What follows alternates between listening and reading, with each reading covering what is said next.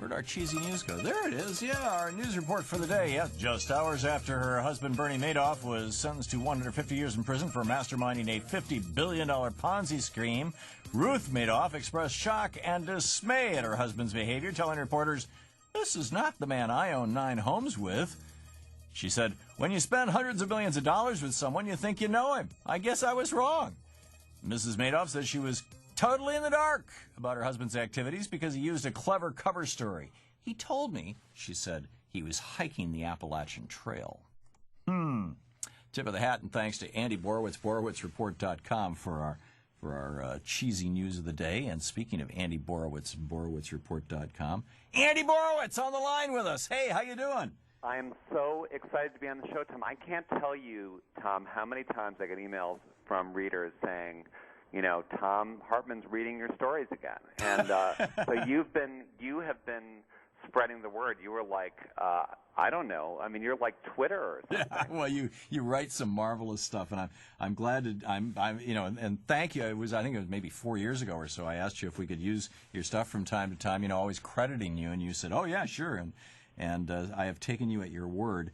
I appreciate it. And no, I appreciate it. You have a new book out, the Bernie Madoff edition of Who Moved My Soap? The CEO's Guide to Surviving in Prison. Andy Borowitz is with us. And by the way, just for our listeners, after we finish this rather light topic, I want to get into a much heavier topic of a Dem fundraiser in San Diego where a Democratic challenger who, frankly, I think had the election stolen from her last time, and some of her people were getting together, and the police showed up and pepper sprayed them, and it's absolutely a bizarre situation. We're going to share that with you, and we've got a bizarre situation going on in Texas we're going to share with you. But right now, Andy Borowitz, Who Moved My Soap? The CEO's Guide to Surviving in Prison, made from 100% shredded paper. Compact design, survives most strip searches, can also be used as a weapon. It's for $9.95. That is an incredible deal because most books, you know, they're just books, but this is actually a great prison weapon. It does survive most body cavity searches. And I was inspired to write this because I had read in the New York Post, where I get all of my news, that Bernie Madoff. This is a true story. You know, I'm always doing fake news, but this is actually a real news story. Right. Bernie Madoff, in April, his family asked, they started spreading the word that they were looking for some kind of a guide to life behind bars because they were concerned about Uncle Bernie, you know, being in stir. So I thought to myself, well, I'm a service journalist. This is the kind of thing I could rise to this task. So I put out this book, and you know what?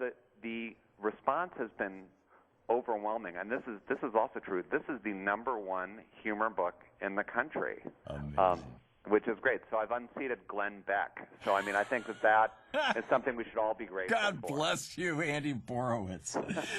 Trading one gated community for another. I'm looking at some of the chapter titles here. Tell us about this. Well, you know, that's the thing. You know, this book it's a feel-good book. It's an upbeat feel-good book. I wrote it sort of in the tone of these business self-help books. You know, there's, of course, you know, the 7 Habits of Highly Effective Prisoners is one of the chapters in this book. And I'm a big fan of, I don't know if you've read any of the Malcolm Gladwell books, like, you know, like Blink. Right, I have.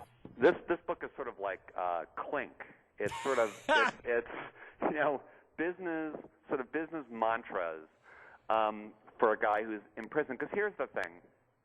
In this country, you know, our business schools are just teaching MBAs how to get into prison.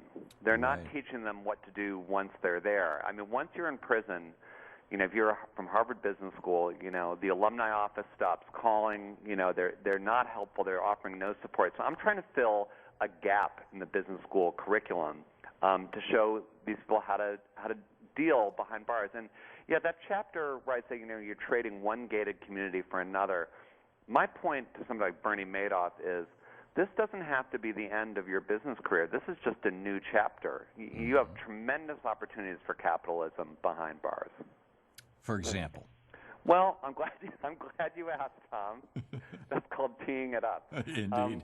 You know, one thing is, you know, Bernie, of course, has been famous for really the longest-running Ponzi scheme in history, unless you count the Department of the Treasury. Right. But or the Fed. Yeah. Exactly, the Fed. That started with Alexander Hamilton.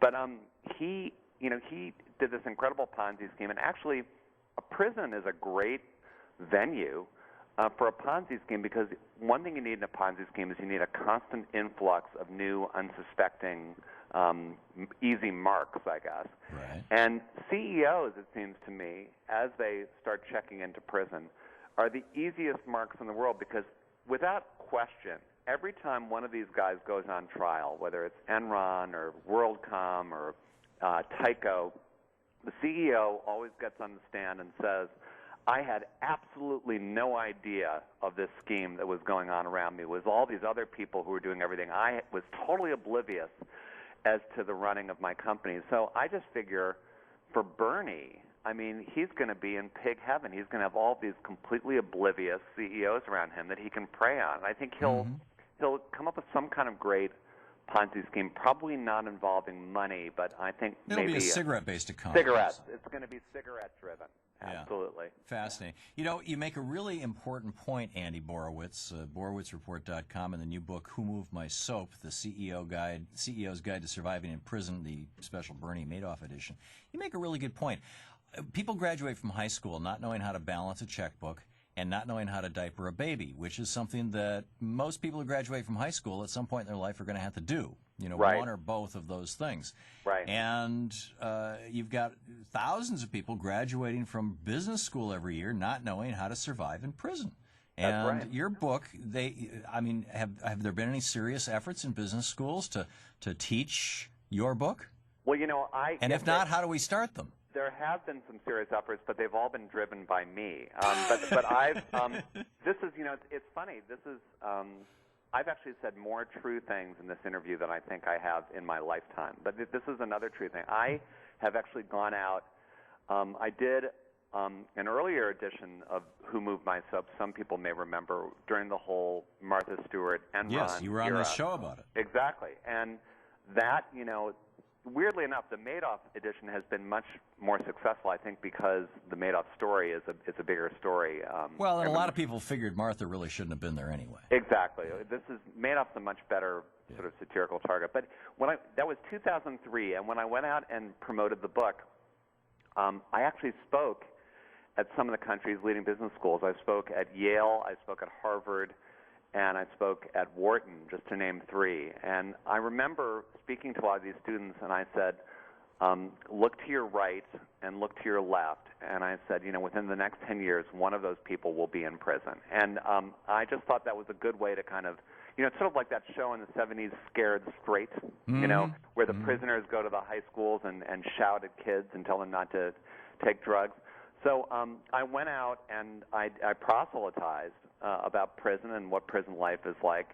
And so you would have thought that would have really kind of cleaned up corporate America. If Andy Borowitz can't do it, I mean, it's a big job, Andy. I have so much credibility. I mean, I don't know. It's going to take all of us. Yeah, you know, it's going to take a lot of audacity, a lot of hope, and a lot of all of us. The 7 habits of highly effective prisoners. Be proactive. Begin with the end in mind. Oh, yeah. Well, maybe we shouldn't talk about that one. Put first things first. Think win-win. You want to comment on some of these? Well, yeah. You know, this is sort of loosely adapted from the from Stephen Covey's book. Yeah, and you know what I found is here's my take on this, which is that be proactive is the most important thing, because think about it, CEOs, when they are on the outside, you know, running their companies, they're lords of their domain. They boss people around. I mean, Bernie was apparently ran a very, very tight ship. But, you know, now he's in prison, and the danger that CEOs often find themselves in is that they suddenly become very passive. They wait for things to happen. For example, they get caught up in a prison riot. And I'm saying, no, be proactive. Don't wait for a prison riot to happen. You start a riot on your schedule. You throw the first chair. And cater it appropriately. Exactly. I noticed that you also have in the book a guide to which prisons serve the best cuisine. Absolutely. It's actually the Zagat guide to prison food. This is an essential tool for any business school graduate. If you know somebody who's going off to business school or in business school, the perfect gift. Who Moved My Soap? The CEO's Guide to Surviving in Prison by Andy Borowitz, BorowitzReport.com, the comedian satirist, creator of the Borowitz Report, the Fresh Prince of Bel-Air, and co-producer of Pleasantville. Andy, thanks so much for all the great work you're doing. Thanks a lot, Thom. Keep it up. Keep democracy safe.